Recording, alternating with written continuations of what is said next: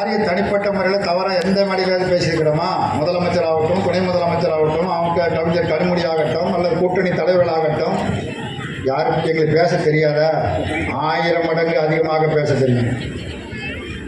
அரசியல் பேசு, இது தேர்தல் போராட்டம். இந்த போராட்டத்தில் எங்களுக்குரிய நியாயத்தை நாங்கள் சொல்லுகிறோம். உன் நியாயத்தை நீ சொல்லு, ஜனங்கள் ஏற்றுக்கொண்டு யாருக்கு வாக்களிக்கிறாங்க பார்க்கலாம். அதற்கு பதிலாக கீழ்த்தரமான தரம் தாழ்ந்த முறையில் முதலமைச்சர், முன்னாள் முதலமைச்சர் முத்தமிழறிஞர் கலைஞரை வீட்டுச் சிறையில் வைத்திருந்தார் இப்போ இருக்கிற முதலமைச்சர் ஸ்டாலின் அப்படின்னு நாக்கூசா பேசுகிறார. பேசலாமா? ஏன் வீட்டுக்காரில் அவர் வைக்கணும்?